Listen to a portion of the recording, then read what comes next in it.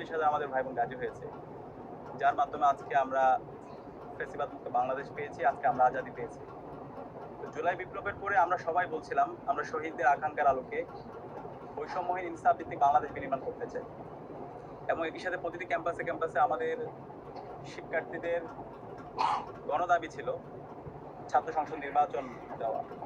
তো আপনারা দেখতে পেয়েছেন ইতিমধ্যে বাংলাদেশের বড় বড় ক্যাম্পাসগুলোতে ছাত্র সংসদ নির্বাচন তফসিল ঘোষণা করা হয়েছে, এবং ডাকসু নির্বাচন ইতিমধ্যে আনুষ্ঠানিক প্রচারণা আজকে শেষ হয়েছে। এই ডাকসু নির্বাচন উপলক্ষে আমরা যে আমেজ দেখতে পেয়েছি, সারা দেশের মানুষের যেভাবে আমরা স্বতঃস্ফূর্ত রেসপন্স দেখতে পেয়েছি, এবং আমরা যারা প্রার্থীরা আছি সবাই কিন্তু রাজনৈতিক আমাদের ভিন্নতা আছে, আমাদের আদর্শিক বিভিন্ন ধরনের ভিন্নতা আছে, কিন্তু আমরা জুলাইয়ের প্রশ্নে, আমরা বাংলাদেশ প্রশ্নে সবাই ঐক্যবদ্ধ আমরা কাজ করেছি।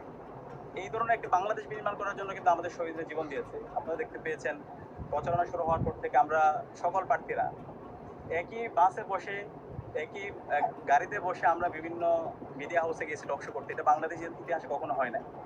আমরা একসাথে বসে টক শো করেছি, আমরা পলিসি ডিবেট করেছি, ডায়ালগ করেছি, শিক্ষার্থীদের ব্যাপারে আমাদের যে ভাবনা, আমাদের যে চিন্তা, সেগুলো আমরা শেয়ার করেছি। আবার একসাথে বসে আমরা খাওয়া দাওয়া করেছি, দুপুরের লাঞ্চ করেছি, রাতে ডিনার করেছি।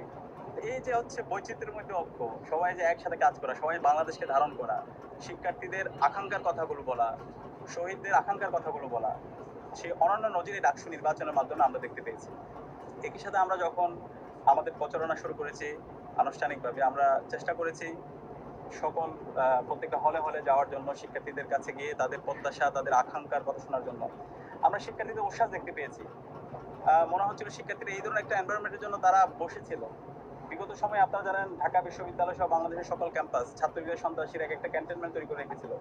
গণরম গ্যাসরুম কালচারের মাধ্যমে শিক্ষার্থীদেরকে দাসের মতো করে ব্যবহার করেছিল। শিক্ষার্থীদের তাদের কোনো ব্যক্তিগত অপিনিয়ন ছিল না, কেউ মতামত দিতে পারে নাই। শিক্ষার্থীদের সম্ভাবনাগুলোকে ধ্বংস করে দেওয়া হয়েছিল। কিন্তু এই ডাকসু নির্বাচনে যখন আমরা শিক্ষার্থীদের কাছে যাচ্ছিলাম, আমরা যখন তাদের আকাঙ্ক্ষা, তাদের প্রত্যাশাগুলো শুনছিলাম, একটা উৎসবমুখর পরিবেশ। এবং শিক্ষার্থীরা আমরা যখন যাচ্ছিলাম, আপনারা জানেন ডাকসু নির্বাচনে আমরা যারা প্রার্থী আছি, আমরা কোনো আপ্যায়ন করাইতে পারবো না, এক কাপ চাও খাওয়াইতে পারবো না। কিন্তু আমরা দেখতে পেয়েছি আমাদের যারা শিক্ষার্থী ভাই এবং বোনেরা আছে, তাদের প্রতিযোগিতা, তারা আমাদেরকে কি খাওয়াবে।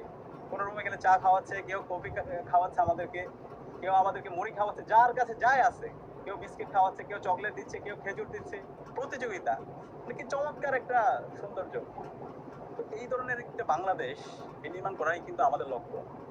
তো আমরা সকল শিক্ষার্থীদেরকে ধন্যবাদ জ্ঞাপন করছি। একই সাথে আমরা শিক্ষার্থীদের কাছে কাছে গিয়েছি, অনেকে পরীক্ষা ছিল, অনেকে রাতে ঘুমিয়েছিল, তাদের বিভিন্ন ধরনের ডিস্টার্ব হয়েছে। তো কোনো শিক্ষার্থী যদি আমাদের আচার আচরণ, আমাদের কথাবার্তায়, আমাদের অ্যাপ্রোচে যদি কষ্ট পেয়ে থাকে, আমরা ঐক্যবদ্ধ শিক্ষার্থী জোটের পক্ষ থেকে সবার কাছে ক্ষমা চেয়ে নিচ্ছি। একই সাথে শিক্ষার্থীরা অনেক বেশি ক্লান্ত, কিন্তু আমরাও ক্লান্ত, কিন্তু এই ক্লান্তটা হচ্ছে উৎসবের।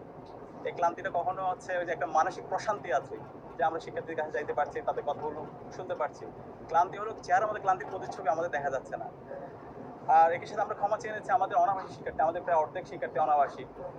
আমরা যদি তাদের প্রত্যেকের ঘরে ঘরে যেতে পারতাম, তাদের কথাগুলো শুনতে পারতাম, সবচেয়ে ভালো হতো। আমরা চেষ্টা করেছি আমাদের অনাবাসী শিক্ষার্থী তারা যখন এখানে আমরা বাসের ওইখানে গিয়ে তাদের কথাগুলো শোনার জন্য, আমাদের প্রত্যাশাগুলো তাদেরকে শোনানোর জন্য সরাসরি রিচ করতে পারিনি। তো আমরা ইন পার্সন আমরা তাদের কাছে ক্ষমা চাচ্ছি।